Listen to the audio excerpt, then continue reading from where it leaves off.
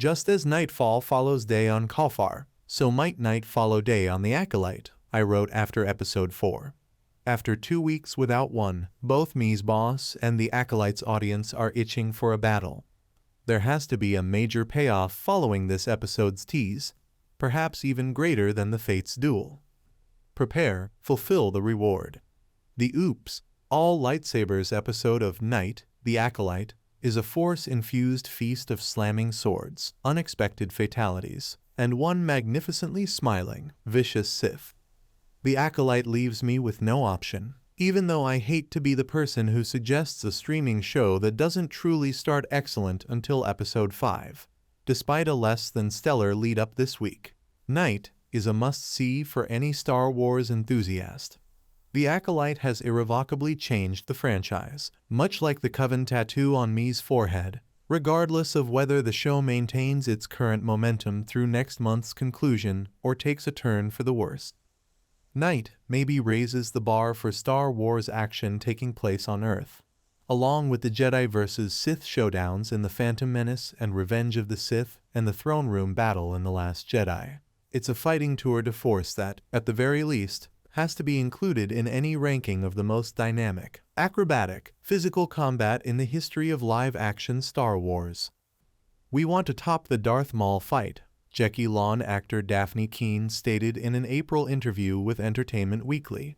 It doesn't take long for Night, which was written and directed by Cameron Squires and Cora Donna, to reiterate that goal. Following the Force flick me's master administered at the conclusion of episode 4, Osha soon awakens and trips across a dead Jedi.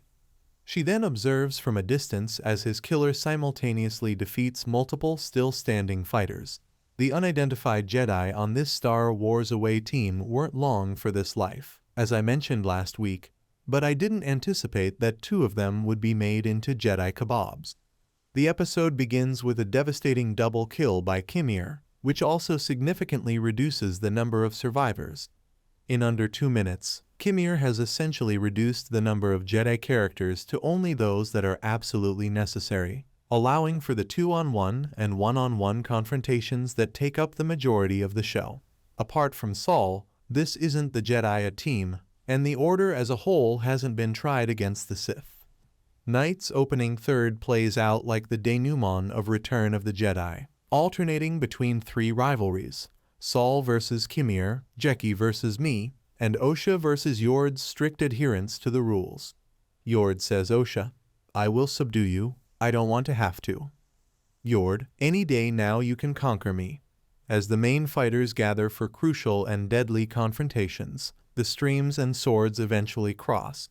When me summons Osha through the Force in a Luke and Leia-esque manner, it serves as a crucial link between the main event and supporting cast members. Like Jack and Kate, Osha says Yord, "We have to go back." Yord would have been better off following Saul's instructions, deviating from routine results in his death. I bemoaned last week that Kafar's forest appeared staged from up close. This week's darker lighting and gloomier atmosphere make the scene look much more realistic and evocative. As Dagobah showed, a small bit of fog makes a big difference. The sabers stand out more because of the relative darkness. The episode's eerie atmosphere is further enhanced by Kimir's skill at making covert entries and exits. It makes sense why me spends the most of the episode evading the phantom she obeyed at the beginning of the season. The other was the rather generic score for the series. Despite the descriptions calling the music thrilling, Michael Able's compositions were essentially a watered-down version of John Williams' work.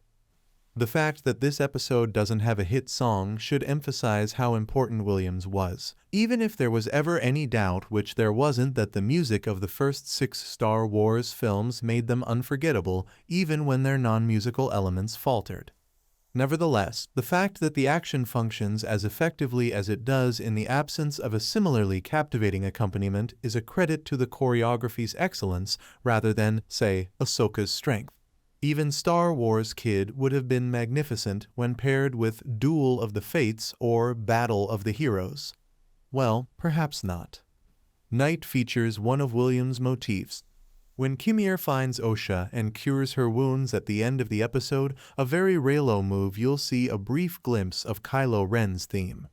Is this one more clue that the sisters are a Force dyad? His alter ego went by the moniker Sith Kimir, which I have been using, but as the once masked guy states, I have no name. However, you might call me a Sith or a Jedi. The cast quotes and captions refer to him as the Stranger. He's the first person in the series to refer to himself as a Sith, which is noteworthy because the Jedi were afraid to speak the bogeyman out loud. But why would he refuse to call himself a Sith? That he rejects the idea of labels. Is he self-taught, or does he belong to a different group within the Sith tradition? He certainly has a rather Knight of Ren-esque wardrobe. Osha comments, "My mother could do that," in response to Yord's statement that he gets into your head and he stays there. Mine too. Osha, mine as well. After the Jedi's efforts on Brendock, perhaps one of the witches became serious and took him under her wing. Alternatively, he might have meant that the name Darth something sinister hasn't been applied to him yet. I'd like a student, he says, one of the acolytes. However, the fact that he isn't looking for an apprentice implies that he is still learning. As I've previously hypothesized, Kimir might be a misdirect. It's possible that the show's conspirators revealed his identity to divert our attention from the real mystery surrounding his master. It's the Parent Trap time, at least for the time being. Osha and me have switched places and masters, but neither Osha nor Saul are aware of it yet. It's also unclear if Kimir recognizes Osha as Osha and feels she'll make a better student, or if he thinks Osha is me and flip-flops about killing her. If Basil and a patched-up Pip don't catch a glimpse of me before then, her forehead tattoo will surely reveal her at a bad moment. Finally, learning the whole truth about Brendock will allow Osha and us to turn Osha on Saul and finish Me's original Jedi hunting mission. If Me hasn't taken advantage of Saul's faith in her to take him out cold. Saul nearly needs to perish in some way in order to conceal the Sith's existence. Is it possible are artificial, implanted like those of a replicant? Earlier in this series, we witnessed the Jedi sleuthing around in the minds of others. Even Kimir tries to wear his helmet at all times to avoid